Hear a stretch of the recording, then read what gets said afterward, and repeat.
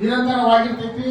ಈ ಒಂದು ಸಭೆಗೆ ಆಗಮಿಸಿದಂತಹ ಪಾಲಕರು ಏನಾದರೂ ಸಲಹೆ ಸೂಚನೆಗಳಿದ್ರೆ ಈ ಸಭೆಯಲ್ಲಿ ಮಂಡಿಸಬೇಕೆಂದು ವಿನಂತಿಸುತ್ತಾ ನನ್ನನ್ನು ಪ್ರಾಸ್ತಾವಿಕವಾಗಿ ಮಾತನಾಡಲು ಅವಕಾಶ ಮಾಡಿಕೊಟ್ಟಂತಹ ಸಭಿಕರಿಗೆ ವಂದಿಸುತ್ತಾ ನನ್ನ ಈ ಸಮಾವೇಶದ ಮುಖ್ಯ ಉದ್ದೇಶ ಅಂತಂದ್ರೆ ಗುಣಾತ್ಮಕ ಶಿಕ್ಷಣದತ್ತ ಪಾಲಕರ ಕರ್ತವ್ಯ ಮತ್ತು ಪೋಷಕರ ಕರ್ತವ್ಯ. ಈ ಕುರಿತಾಗಲೇ ನಮ್ಮ ಮಾನ್ಯ ಮುಖ್ಯೋಪಾಧ್ಯಾಯರು ನಮ್ಮ ಗುರುವೃಂದದವರು ತಮಗಾಗಲೇ ಸಾಕಷ್ಟು ಮಾಹಿತಿಯನ್ನ ಕೊಟ್ಟಿದ್ದಾರೆ. ನಾನು ಈಗ ನಿಮ್ಮ ಬಗ್ಗೆ ನಿಮ್ಮಲ್ಲಿ ಹಂಚಿಕೊಳ್ಬೇಕಾಗಿರ್ತಕ್ಕಂಥ ವಿಷಯ RTE ಅಂದ್ರೆ ರೈಟ್ ಟು ಎಜುಕೇಶನ್, ಮಗುವಿನ ಹಕ್ಕು, ಶಿಕ್ಷಣದ ಹಕ್ಕು ಏನಿದೆ ಅಂತಕ್ಕಂಥ ಅಂಶವನ್ನ ಈ ಮಹಾಸಭೆಯಲ್ಲಿ ಶಿಕ್ಷಣದ ಹಕ್ಕು ಕಾಯ್ದೆ ಮತ್ತು ಪೋಕ್ಸೋ ಆಕ್ಟ್ ಕುರಿತು ನಿಮ್ಮಲ್ಲಿ ವಿಷಯವನ್ನ ಹಂಚಿಕೊಳ್ಳಬಯಸುತ್ತೇನೆ. ಅದಕ್ಕಿಂತ ಮುಂಚಿತವಾಗಿ ಬದಲಾವಣೆಯ ಶಿಕ್ಷಣ ಭವಿಷ್ಯದ ನಿರ್ಮಾಣ ಎಂಬ ಘೋಷವಾಕ್ಯದೊಂದಿಗೆ 2025-26ನೇ ಸಾಲಿನ ಶೈಕ್ಷಣಿಕ ವರ್ಷವನ್ನ ನಾವೆಲ್ಲ ಪ್ರಾರಂಭಿಸಿದ್ದೇವೆ. ಗುಣಾತ್ಮಕ ಶಿಕ್ಷಣದ ಧ್ಯೇಯೋದ್ದೇಶದೊಂದಿಗೆ ನಮ್ಮ ಶಾಲೆಯಲ್ಲಿ ದಾಖಲಾದ ಎಲ್ಲಾ ಮಕ್ಕಳಿಗೂ ಉಚಿತ ಗುಣಾತ್ಮಕ ಶಿಕ್ಷಣ, ಕ್ರೀಡಾಕೂಟ, ಅಕ್ಷರ ದಾಸೋಹ, ಪ್ರತಿಭಾ ಕಾರಂಜಿ, ನುರಿತ ಶಿಕ್ಷಕರಿಂದ ಪಾಠ ಬೋಧನೆ, ಉಚಿತ ಸಮವಸ್ತ್ರ ವಿತರಣೆ, ಸುಸಜ್ಜಿತ ಗ್ರಂಥಾಲಯ, ಕಂಪ್ಯೂಟರ್ ಶಿಕ್ಷಣ, ಉಚಿತ ಪಠ್ಯಪುಸ್ತಕ ಮತ್ತು ನೋಟ್ ಪುಸ್ತಕಗಳ ವಿತರಣೆ, ಶೈಕ್ಷಣಿಕ ಪ್ರವಾಸ, ವೃತ್ತಿ ಶಿಕ್ಷಣ, ಪಠ್ಯೇತರ ಚಟುವಟಿಕೆಗಳಿಗೆ ವಿಶೇಷ ಆದ್ಯತೆ, ಉಚಿತ ಶೂ ಸಾಕ್ಸ್ ವಿತರಣೆ, ಪೌಷ್ಟಿಕ ಆಹಾರದ ಜೊತೆ ಬಾಳೆಹಣ್ಣು ಹಾಗೂ ಮೊಟ್ಟೆಗಳ ವಿತರಣೆ, ಕ್ಷೀರಭಾಗ್ಯ ಯೋಜನೆ, ಪ್ರತಿ ವರ್ಷ ಉಚಿತ ಆರೋಗ್ಯ ತಪಾಸಣೆ, ವಿದ್ಯಾರ್ಥಿ ವೇತನ, ಮಕ್ಕಳ ಉತ್ತಮ ಗುಣಮಟ್ಟದ ಶಿಕ್ಷಣಕ್ಕಾಗಿ ಪ್ರತಿದಿನ ತರಗತಿಯ ಮೊದಲು ಮತ್ತು ನಂತರ ಒಂದು ಅವಧಿಯ ವಿಶೇಷ ಕ್ಲಾಸ್ ಅನ್ನು ತೆಗೆದುಕೊಳ್ಳಲಾಗ್ತಾ ಇದೆ. ಬಾಲಕ ಮತ್ತು ಬಾಲಕಿಯರಿಗೆ ಪ್ರತ್ಯೇಕ ಶೌಚಾಲಯ, ಸಾಂಸ್ಕೃತಿಕ ಕಾರ್ಯಕ್ರಮ, ಪಠ್ಯ ವಿಷಯಕ್ಕೆ ಬಂದಾಗ ರಸಪ್ರಶ್ನೆ ಕಾರ್ಯಕ್ರಮ, ರೂಪಣಾತ್ಮಕ ಮೌಲ್ಯಮಾಪನ, ಸಂಕಲನಾತ್ಮಕ ಮೌಲ್ಯಮಾಪನ, ಪೂರ್ವಸಿದ್ಧತಾ ಪರೀಕ್ಷೆಗಳು, ಹೀಗೆ ಇನ್ನೂ 10 ಹಲವಾರು ಸೌಲಭ್ಯಗಳನ್ನ ನಾವು ನಿಮ್ಮ ಮಕ್ಕಳಿಗೆ ಪ್ರಾಮಾಣಿಕವಾಗಿ ಒದಗಿಸ್ತಾ ಬಂದಿದ್ದೇವೆ.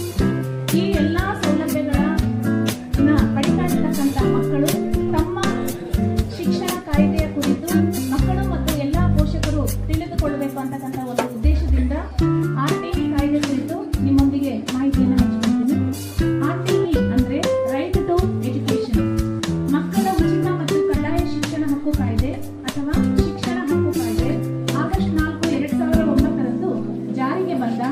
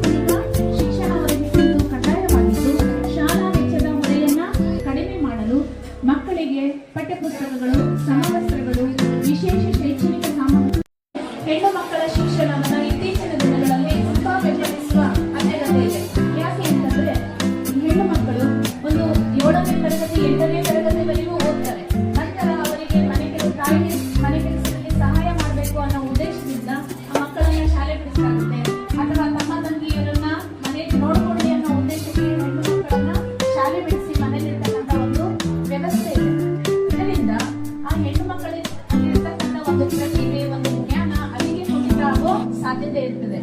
ಇಂತಹ ಮಕ್ಕಳಿಗೆ ಸರ್ಕಾರ ಒಂದು ಯೋಜನೆಯನ್ನು ರೂಪಿಸಿದೆ.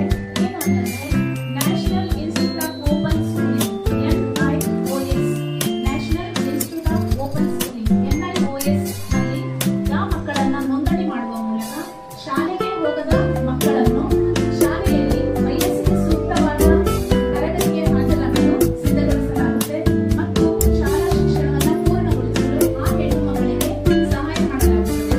NIOS ಈ ಸಮುದಾಯ ಆಧಾರಿತ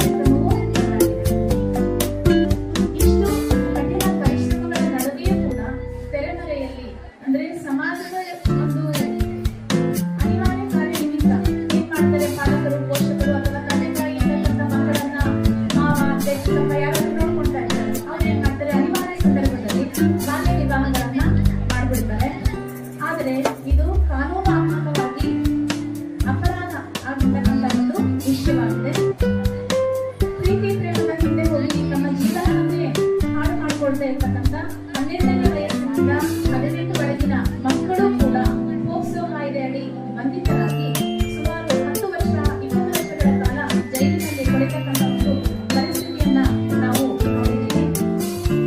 ಈ ವರ್ಷ ಜನವರಿ ತಿಂಗಳಲ್ಲಿ ಮತ್ತು ಅಕ್ಟೋಬರ್ 25 ತಾರೀಕು ನಮ್ಮ ಶಾಲೆಗೆ ಕೊಪ್ಪಳ ಜಿಲ್ಲಾ ಕೋರ್ಟ್ನ ಮುಖ್ಯ ನ್ಯಾಯಾಧೀಶರು ಶಾಲೆಗೆ ಆಗಮಿಸಿ ನಮ್ಮ ಶಾಲೆಯ ಎಲ್ಲ ತರಗತಿ ಮಕ್ಕಳಿಗೆ ಪೋಕ್ಸೋ ಕಾಯ್ದೆಯ ಕುರಿತು ಜಾಗೃತಿಯನ್ನು ಮೂಡಿಸಿದ್ದಾರೆ.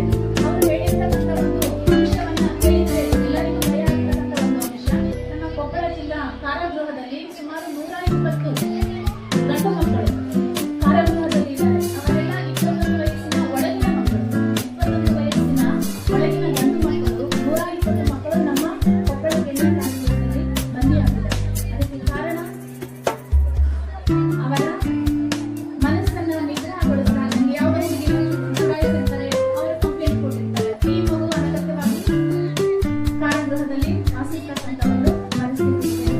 ಇದು ಮಾನ್ಯ ಜಿಲ್ಲಾ ನ್ಯಾಯಾಧೀಶರೇ ನಮ್ಮ 10ನೇ ತರಗತಿ ಮಕ್ಕಳ ಜೊತೆ ಹಂಚಿಕೊಂಡಿರ್ತಕ್ಕಂಥ ವಿಷಯ. ಸೊ ಆದ್ದರಿಂದ ಅದರಲ್ಲಿ ಕೇವಲ ಗಂಡು ಮಕ್ಕಳಿಗೆ ತಪ್ಪಿದೆ ಅಂತ ನಾವು ಹೇಳ್ತಾ ಇಲ್ಲ. ಯಾವುದೋ ಒಂದು ಹೆಣ್ಣು ಮಗು ಅಮ್ಮ ಹುಡುಗನಿಗೆ ನಾನು ತಪ್ಪಿದ್ದೀನಿ, ನಾನು ಸತ್ತೋಗ್ತೀನಿ ಅಂತಕ್ಕಂಥ ಒಂದು ಭಯವನ್ನು ಮೂಡಿಸಿ ಆ ಹುಡುಗ ಮುಂದೆ ಹೋಗೋ ಹಾಗೆ ಮಾಡ್ಕೊಂಡಿರ್ತಾರೆ. ಆದ್ರೆ ಅಲ್ಲಿ ಅಪರಾಧ ಆಗ್ತಕ್ಕಂಥದ್ದು ಗಂಡು ಮಗು. ಹೆಣ್ಣು ಮಗುವನ್ನ ರಿಮೈಂಡರ್ ಹೋಮ್ ಅಂತಕ್ಕಂಥಲ್ಲಿ ಒಂದು ಕಡೆ ಹಾಕಿ ಅಲ್ಲಿ ಅವಳ ಶಿಕ್ಷಣ ಮುಂದುವರಿಸಕ್ಕೆ ಅವಕಾಶ ಮಾಡಿಕೊಡ್ತಾರೆ. ಆದ್ರೆ ತಂದೆ ತಾಯಿಗಳು ಸಮಾಜದಲ್ಲಿ ಒಂದು ತಲೆ ಎತ್ತಲಾರದಂತ ಒಂದು ಪರಿಸ್ಥಿತಿಯನ್ನ ಆ ಮಕ್ಕಳು ಕಂಡುಕೊಳ್ತಾರೆ. ಆದ್ರಿಂದ ಈ ಕುರಿತಾಗಿ ನೀವು ಸಹ ಪ್ರಜ್ಞಾವಂತ ನಾಗರಿಕರಾಗಿ ಜವಾಬ್ದಾರಿಯುತ ಭಾರತದ ಪ್ರಜೆಗಳಾಗಿ ನಿಮ್ಮ ಮಕ್ಕಳಿಗೆ ಈ ಕುರಿತು ಜಾಗೃತಿಯನ್ನ ಮೂಡಿಸಬೇಕು. ಹೆಣ್ಣು ಮಗು 18 ವಯಸ್ಸನ್ನ ತುಂಬುವವರೆಗೂ ಮತ್ತು ಗಂಡು ಮಗು 21 ವಯಸ್ಸು ತುಂಬುವವರೆಗೂ ಯಾವುದೇ ಕಾರಣಕ್ಕೂ ಯಾವುದೇ ರೀತಿಯ ಚಟುವಟಿಕೆಗಳಲ್ಲಿ ಅನೈತಿಕ ಚಟುವಟಿಕೆಗಳಲ್ಲಿ ತೊಡಗದಂತೆ ನಾವು ಕೂಡ ಶಾಲೆಯಲ್ಲಿ ಜಾಗೃತಿಯನ್ನ ಮೂಡಿಸ್ತೀವಿ. ಅದೇ ರೀತಿ ನೀವು ಕೂಡ ನಿಮ್ಮ ಮನೆಗಳಲ್ಲಿ, ನಿಮ್ಮ ಊರಲ್ಲಿ, ನೀವು ವಾಸಿಸ್ತಕ್ಕಂಥ ಒಂದು ಸಮಾಜದಲ್ಲಿ ಈ ಕುರಿತು ಜಾಗೃತಿಯನ್ನ ಮೂಡಿಸುವ ಮೂಲಕ ಒಂದು ಉತ್ತಮ ಸಮಾಜದ ನಿರ್ಮಾಣದಲ್ಲಿ ನಾವು ನೀವೆಲ್ಲರೂ ಪಾಲ್ಗೊಳ್ಳೋಣ. ವಿದ್ಯಾರ್ಥಿಗಳ ಸರ್ವತೋಮುಖ ಅಭಿವೃದ್ಧಿಗೆ ಏಳಿಗೆಗಾಗಿ ಶ್ರಮಿಸೋಣ ಅಂತ ನಿಮ್ಮಲ್ಲಿ ವಿನಂತಿ ಮಾಡಿಕೊಂಡು RTI ಕಾಯ್ದೆ ಮತ್ತು ಪೋಕ್ಸೋ ಕಾಯ್ದೆ ಕುರಿತು ಮಾತನಾಡಲು ಅವಕಾಶ ಮಾಡಿಕೊಟ್ಟ ಈ ವೇದಿಕೆಗೆ ಮತ್ತೊಮ್ಮೆ ಹೃತ್ಪೂರ್ವಕ ಧನ್ಯವಾದಗಳನ್ನು ತಿಳಿಸ್ತಾ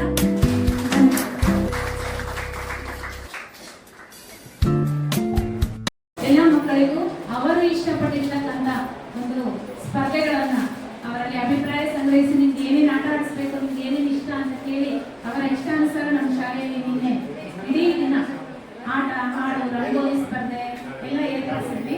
ಅದರಲ್ಲಿ ಪ್ರಥಮ, ದ್ವಿತೀಯ ಮತ್ತು ತೃತೀಯ ಬಹುಮಾನ ಪಡೆದಿರ್ತಕ್ಕಂಥ ಮಕ್ಕಳಿಗೆ ಪ್ರಶಸ್ತಿ ಪ್ರದಾನ ಸಮಾರಂಭ. ಮೊದಲನೇದಾಗಿ ರಂಗೋಲಿ ಸ್ಪರ್ಧೆ. ಈ ರಂಗೋಲಿ ಸ್ಪರ್ಧೆಯಲ್ಲಿ ಪ್ರಥಮ ಸ್ಥಾನ ದುರ್ಗಮ್ಮ 9ನೇ ತರಗತಿಗಳು ಬಂದು ಪ್ರಶಸ್ತಿಯನ್ನ ಸ್ವೀಕರಿಸಬೇಕು. ಮಾನ್ಯ SDMC ಅಧ್ಯಕ್ಷರು ಈ ಪ್ರಶಸ್ತಿಯನ್ನ ಪ್ರದಾನ ಮಾಡಬೇಕು ಅಂತ ಹೇಳಿ ಕೇಳ್ಕೊಳ್ತಾ ಇದ್ದೀನಿ.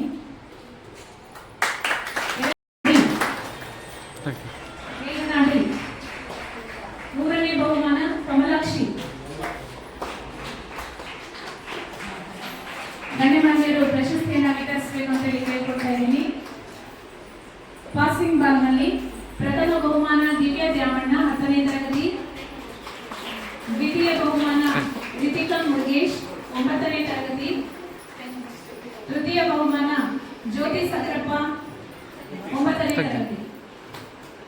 ಮೂವರು ವಿದ್ಯಾರ್ಥಿನಿಯರು ಬಹುಮಾನವನ್ನು ಸ್ವೀಕರಿಸಬೇಕು.